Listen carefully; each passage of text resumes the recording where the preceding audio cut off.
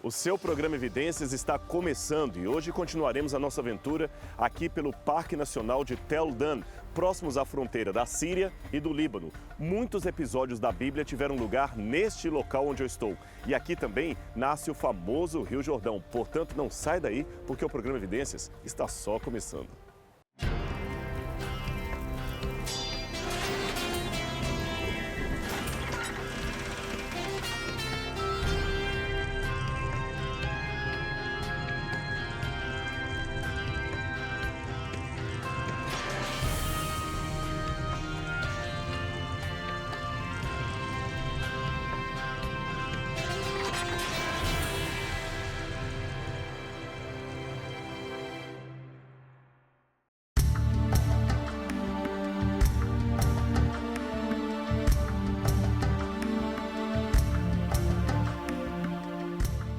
No programa anterior, vimos um pouco sobre a antiga história da cidade de Laís, ou Lechem, que ficava ao norte da famosa terra de Canaã. Exploramos suas muralhas, parte de sua natureza e conhecemos a mais antiga porta arqueada do mundo, por onde Abraão certamente passou com seus homens na luta para resgatar seu sobrinho Ló, que havia sido sequestrado. Também conhecemos o lado sombrio dessa cidade ao ver a força da idolatria local e o fascínio que estava provocando em algumas famílias dos filhos de Israel. De maneira especial, mostramos o interesse dos danitas em vir para este lugar e como as práticas idólatras alcançaram uma família em especial de um cidadão chamado Mica. Mica, como você deve estar lembrado, tem a sua história contada em Juízes, capítulo 17, numa época em que, segundo a Bíblia, não havia rei sobre os filhos de Israel e cada um fazia o que bem queria, sem nenhum tipo de punição ou regulamento. Um período, enfim, de sérias crises morais e espirituais. Mica havia roubado um dinheiro de sua mãe não em forma de moedas, pois essas ainda não tinham sido inventadas, mas em forma de pesos ou ciclos de prata. Mas, ao invés de repreensão, o que ele recebeu foi uma bênção e um elogio. Depois disto, recebeu de presente ídolos dados por sua própria mãe para proteger o seu lar. E, como se não bastasse, ele contratou os serviços de um levita que atuaria como sacerdote mercenário, recebendo assim dinheiro para oferecer-lhe proteção, bons presságios e a consulta aos deuses, tanto o Deus de Israel quanto os deuses pagãos que estavam na região, tudo ao mesmo tempo. Enquanto isto, os danitas, isto é, os membros da tribo de Dan, mandaram espiões para averiguar a região e saberem se aqui seria ou não o lugar mais adequado para o seu assentamento, melhor do que o anterior, que eles ocupavam naquela divisão original dada por Josué. Esse mapa dá uma ideia do lugar original da tribo de Dan e a região de Lechem ou Laís, para onde eles enviaram espiões com o fim de, no futuro, invadir o local. Isso aconteceu por volta do século XI a.C. E sabe qual o primeiro lugar que os espiões danitas chegaram? Justamente à casa de Mica, e passaram a noite ali. Essa história está em Juízes, capítulo 18. Estando eles ali, junto à casa de Mica, reconheceram a voz do moço, do levita. Chegaram-se para lá e lhe disseram: "Quem te trouxe para aqui? Que fazes aqui? E o que é que tens aqui?" Juízes 18, verso 3. Então a Bíblia diz que o jovem contou para os espiões como ele fora parar ali e como recebia um bom salário para servir de sacerdote junto a Mica e seus ídolos do lar. A essa altura do texto, você pensa que eles repreenderam o rapaz e a Mica com toda a sua família por causa desse sacrilégio, não é mesmo? Mas não foi bem assim. Então lhe disseram: "Consulta a Deus para que saibamos se prosperará o caminho que levamos." Juízes 18, verso 5. Seria irônico se não fosse trágico. No início dessa parte, a mãe de Mica não o repreende por seu furto, mas o elogia. E agora os espiões não repreendem o sacerdote mercenário, mas aprovam o que ele fez e até fazem uma consulta com ele de graça. E a resposta dele? Claro, melhor do que esta não poderia ser. Afinal de contas, o cliente sempre tem de sair satisfeito. Disse-lhes o sacerdote: "Ide em paz. O caminho que levais está sob as vistas do Senhor." Juízes 18, verso 6. Então os homens partiram felizes e confiantes. Eles eram em número de 5 e foram para a cidade de Laís ou Lechem. Para eles, não importava a fonte da informação espiritual. Qualquer um que falasse em nome de Deus estaria valendo, desde que dissesse aquilo que eles mesmos queriam ouvir. Encantados com a beleza e a facilidade de conquistar a cidade, eles voltam, mas não sem antes pilhar a casa de Mica.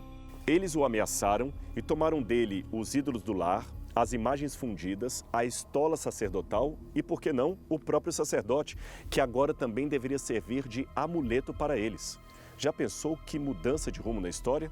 A Mica, o ladrão que não tinha sido punido, só restou amargar a perda dos seus bens preciosos.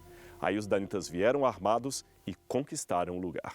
As escavações em Tel Dan começaram em 1966 sob a coordenação do Dr. Avram Viran, um dos mais destacados arqueólogos israelenses do século XX. Suas pesquisas revelaram que a cidade fundada nesse local já era um importante centro comercial nos dias de Abraão e até mesmo antes disso. Durante o chamado período do Bronze Médio, que vai de 1900 a 1700 a.C., a cidade canaanita de Lechem foi fortificada com essas pesadas muralhas que duraram milênios, mas infelizmente tiveram uma parte colapsada em 2017 por causa de infiltração e das fortes chuvas na região. Ele também localizou aqui túmulos do período do Bronze Tardio e neles esqueletos de 45 pessoas, tanto homens como mulheres e crianças. Além disso, cerâmicas do tipo cipriota, objetos da época minoica, prata, ouro, cosméticos, utensílios do dia a dia, tudo isto mostra que a cidade não apenas era próspera, mas continuou sendo ininterruptamente habitada durante anos e anos.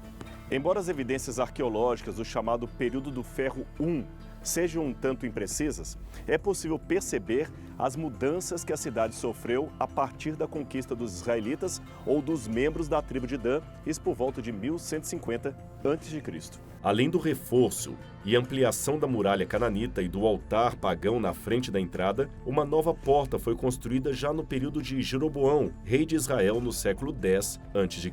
Mas aqui eu tenho que abrir um parênteses para introduzir você a uma figura nova nessa narrativa. Jeroboão. Esse será o novo personagem da nossa história. Embora Salomão, filho de Davi, tenha sido um sábio rei sobre Israel, ele cometera sérios erros em sua administração do país. Idolatria e alta cobrança de impostos estavam entre eles. Então, depois de sua morte, o povo ficou dividido entre os que queriam Roboão, seu filho, no poder, e os que preferiam eleger Jeroboão, seu braço direito e aparentemente muito mais capacitado do que o próprio filho do rei. Por causa disto, e de uma iminente guerra civil, o unificado reino de Salomão foi dividido em duas grandes regiões: o Reino do Norte, formado por 10 tribos, e o Reino do Sul, formado por 2. Samaria ficou sendo a capital de Israel, Reino do Norte, e Jerusalém, a capital de Judá, o Reino do Sul. Jeroboão, é claro, foi aclamado rei de Israel, o rei do norte, e ele governou o lugar a partir de Samaria. Alguns datam seu governo de 928 a 907 a.C. A essa altura, aqui a cidade de Lechem já havia há tempo sido conquistada pelos danitas e, por causa disto, ela teve o seu nome trocado para Dan, ou a cidade de Dan. A Bíblia fala dessa conquista nas seguintes palavras, preste atenção.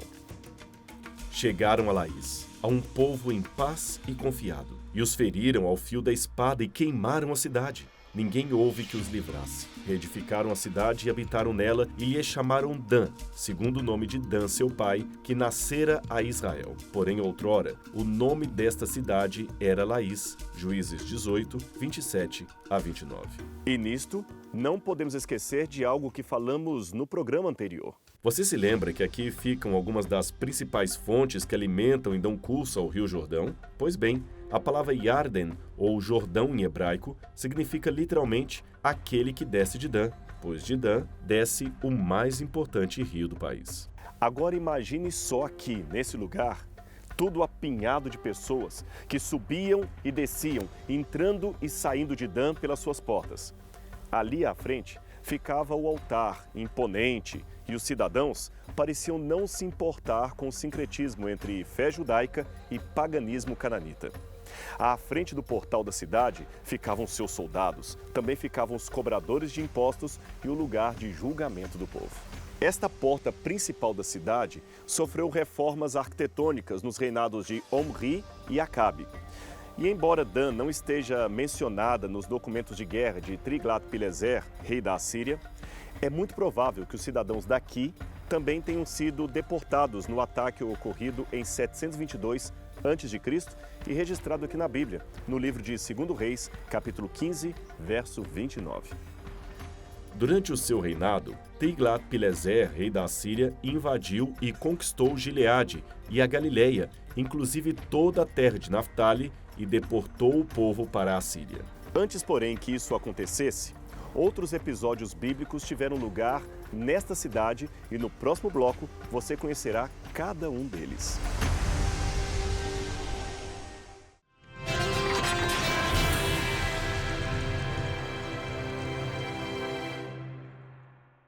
Essa aqui é a entrada original da cidade, muito antiga e muito bem preservada.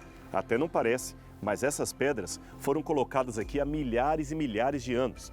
A entrada geralmente tinha um formato de L, como a gente pode ver lá dentro, de modo que se um exército inimigo viesse atacar a cidade desde aqui, ficaria encurralado e os moradores, é claro, mais bem protegidos lá dentro, no seu interior. Veja que ao longo da parede existem alguns bancos de pedra onde se assentavam os anciãos da cidade para exercer a justiça. Esse, aliás, era um costume mencionado em várias passagens da Bíblia. Veja, por exemplo, o caso de Ruth, capítulo 4, versículos 1 a 2, que fala do desejo legal de Boaz de tomar Ruth como sua esposa. Boaz foi até a praça junto às portas da cidade e lá encontrou o tal parente que mencionara. "Olha, chega-te aqui", chamou ele, "quero falar-te num assunto." E sentaram-se os dois. Boaz, entretanto, chamou 10 dos anciãos responsáveis da cidade, pedindo-lhes para ali sentarem também como testemunhas. Aqui, sobre esta plataforma de pedras, ficava o trono do rei quando este visitava a cidade. Ele também costumava receber o povo, ao que tudo indica, fora do palácio, e julgar determinados casos específicos. Essas bases que você vê aqui seriam o sustento de algumas colunas para ter uma proteção a fim de que o rei não ficasse sob o calor do sol. E, pasmem, também poderiam ser mais um sinal de idolatria. Essa pedra aqui é entendida por muitos arqueólogos como sendo um elemento pagão da cidade. Um amuleto sagrado para proteger o rei, um objeto de adivinhação ou, quem sabe, a representação de uma divindade. Exatamente aqui era uma das torres de defesa, uma das primeiras torres da cidade. E foi por aqui que aquela jovem aluna de Avram Viran encontrou por acidente aquela pedra que trazia a inscrição Beit David, a casa de Davi. É que o rei Davi sempre foi entendido como personagem folclórico criado pela Bíblia e não um rei que realmente existiu. Mas em meio às pedras da muralha, uma chamou a atenção daquela moça que, por conter antigas inscrições aramaicas, parecia diferente. E de fato, era uma placa comemorativa feita por um inimigo de Israel. A inscrição trazia o relato triunfal e ufanista de um poderoso rei de Damasco numa batalha contra Israel. A data apresentada pelos arqueólogos para essa inscrição seria entre 850 e 750 a.C., o que faz pensar que seria um monumento de vitória erguido por Azael, rei da Síria, inimigo de Israel. Ali aparecem as expressões Melech Israel, rei de Israel, e Beit David, casa de Davi. A primeira importância é que, apesar da tentativa de negação de alguns críticos, a maioria absoluta dos especialistas em paleografia e história e trabalho arqueológico de campo são da opinião de que esta pedra traz uma prova extra-bíblica incontestável da existência de Davi e de sua descendência ocupando o trono, no caso, o trono de Judá. A expressão casa de Davi era uma designação muito comum que os profetas da Bíblia davam à linhagem, isto é, os descendentes ou à família do rei Davi. E houve uma longa guerra entre a casa de Saul e a casa de Davi. Porém, Davi ia se fortalecendo, mas os da casa de Saul se iam enfraquecendo. Voltando a falar do conteúdo da Estela de Tel Dan, esta pedra com inscrições de vitória, o texto infelizmente está fragmentado, mas ele menciona ainda os nomes de Jeorão, seu pai Acabe, Jeú e Hadad, que muito bem poderia ser algum dos reis de Damasco, porque todos tinham esse título real. Seja como for, são todos nomes de monarcas mencionados na Bíblia Sagrada. Muitos pesquisadores são de opinião que o texto fragmentado da Estela de Tel Dan tem relação direta com vários acontecimentos registrados no Antigo Testamento, especialmente no livro de 1º e 2º Reis. Esse Azael, o possível autor do texto, foi uma figura maléfica desde o princípio. Ele era oficial da alta patente do rei Ben-Hadad da Síria. Esse rei, estando certa vez doente, enviou o seu oficial ao profeta Eliseu para saber se ele, Ben-Hadad, recuperaria a sua saúde. Eliseu então profetizou que Hazael ocuparia o trono, mas chorou amargamente frente ao futuro que isto acabaria acontecendo por causa da crueldade que Hazael haveria de fazer.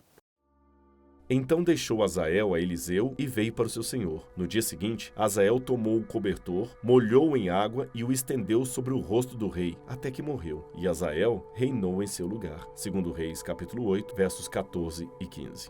A carnificina estava só começando, exatamente como profetizou Eliseu. Hazael começou a destruir cidade por cidade de Israel e praticar todas as crueldades possíveis e inimagináveis.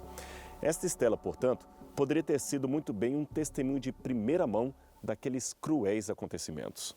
Hazael é mencionado numa inscrição histórica encontrada num lugar agora chamado de Afis, a uns 40 quilômetros ao sudoeste de Alepo. A inscrição chama Hazael de rei de Arã, o que concorda com a Bíblia no sentido de que Ben-Hadad III, filho de Hazael, aqui é chamado de Bar-Hadad e citado como aquele que sucedeu como rei da Síria. As campanhas de Salmanasar III contra a Síria estão registradas nos seus anais, em que ele relata suas vitórias sobre Hazael. Nesses anais, Hazael é chamado de filho de ninguém. Sem dúvida, não porque era de uma descendência ilusória, mas sim porque tomou o trono de Damasco por assassinar o rei Ben-Hadad II, exatamente como no relato bíblico. Agora eu quero que você venha comigo para o interior da cidade, porque eu tenho mais um fantástico achado arqueológico para mostrar para você. Antigamente não haviam tratores, nem as modernas técnicas de terraplenagem e terraplanagem. As cidades eram construídas geralmente em lugares elevados e com fontes d'água próximas para sustentar os seus moradores. Mas aí vinham as guerras, o terremoto, a ação do tempo e a cidade virava um monte de escombros. Os que vinham depois aproveitavam o que sobrou da cidade anterior e construíam por cima, mas novamente vinha o vento, a guerra, o terremoto, a ação do tempo e o processo se repetia. Com o passar dos séculos, o ambiente vai se transformando num verdadeiro bolo de camadas arqueológicas de diferentes assentamentos, um erguido sobre o outro. O que está mais embaixo, é claro, seria mais velho, e o que está mais em cima, na superfície, seria mais novo. Essa é a lei e a definição da estratigrafia. Mas lembre-se que o surgimento de uma nova cidade ou assentamento aproveita muita coisa do anterior. Uma muralha, por exemplo, que ficou parcialmente preservada, pode ser apenas ampliada ou reforçada. O mesmo se dá com os alicerces das casas, sem contar que a cidade é, além de tudo, um organismo vivo, onde as pessoas estão sempre modificando as partes, seja pela expansão ou pela reforma, pois justamente ali embaixo temos um exemplo disso. Aqui você pode ver o alicerce das casas mais antigas do período cananita, em várias fases, desde os dias de Abraão até os dias de Mica e também depois disso. Como o terreno se ergue com o passar do tempo, veja onde está a rua atual e onde estava o nível do período do bronze. E tem mais. Às vezes, na reconstrução de um novo assentamento, materiais do antigo eram utilizados como reciclagem, isto é, o que antes foi uma coluna pode virar degrau, o que antes foi apenas uma escada pode agora virar uma estátua de pedra. Isto é o que em arqueologia chamamos de segundo uso, e foi na condição de segundo uso que os fragmentos da estela de Tel Dan foram datados e encontrados embaixo, no muro onde estivemos. Agora chegamos a um dos mais importantes sítios arqueológicos desse local. Ele está demarcado por aquela estrutura de metal ali atrás, mas o que seria isto? Para responder essa pergunta, eu tenho que sentar um pouco e contar uma história da Bíblia para você. Você se lembra de toda aquela confusão envolvendo a idolatria da família de Mica, a presença dos espiões nesse lugar? Pois bem, os ídolos de Mica, aqueles que ele possuía e que os danitas roubaram, foram trazidos de volta para cá quando eles tomaram posse da terra. Agora veja o que eles fizeram.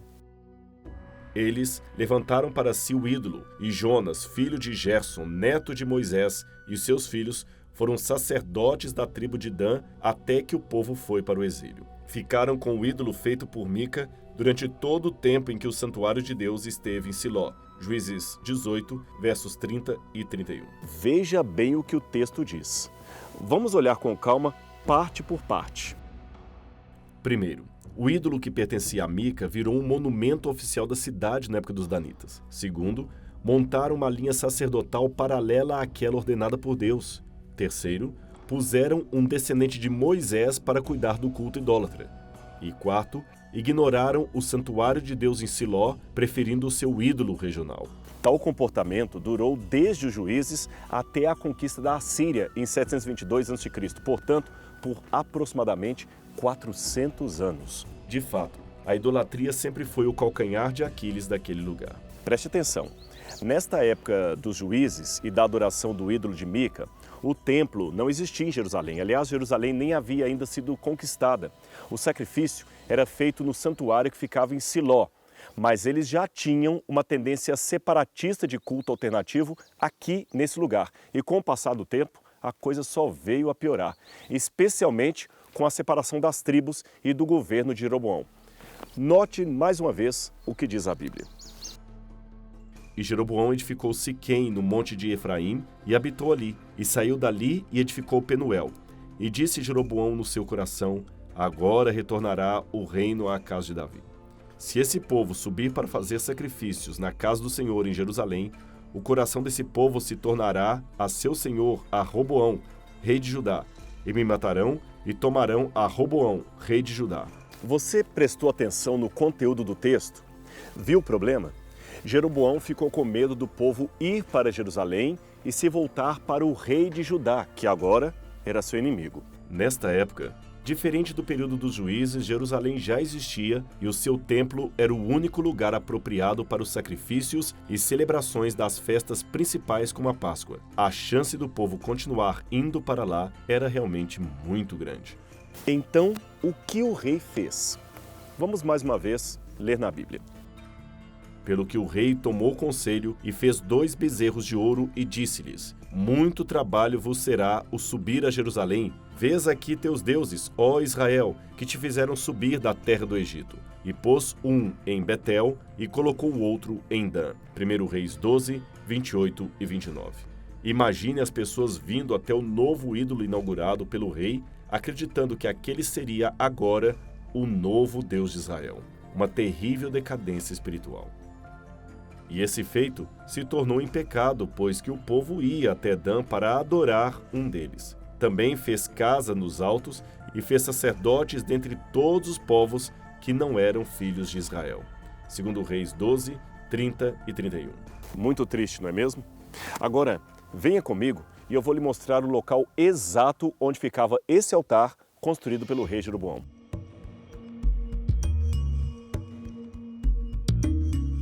É exatamente aqui onde eu estou.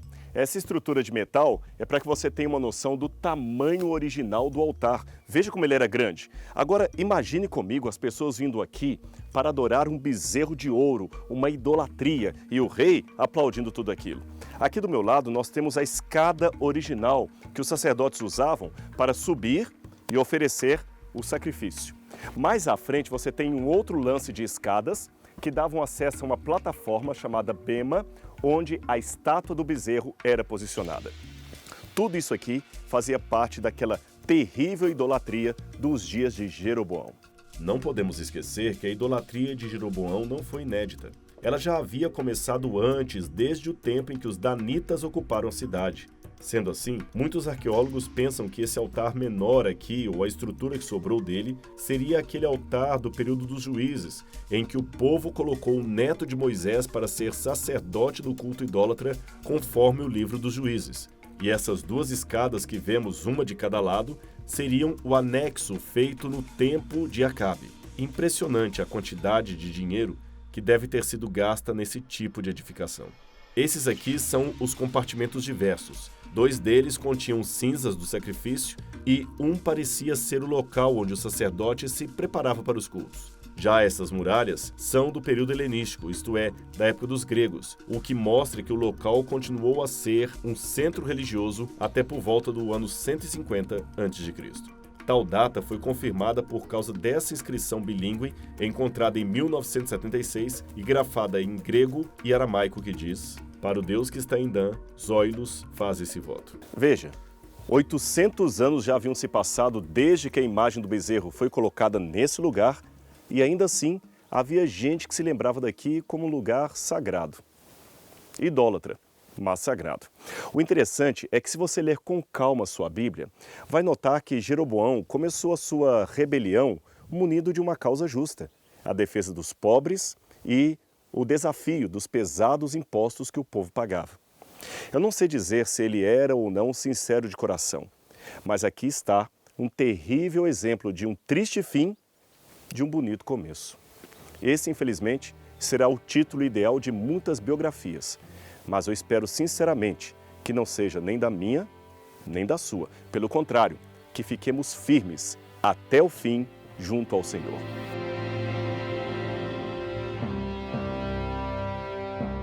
O programa Evidências vai ficando por aqui, mas não perca semana que vem o nosso próximo encontro aqui na TV Novo Tempo.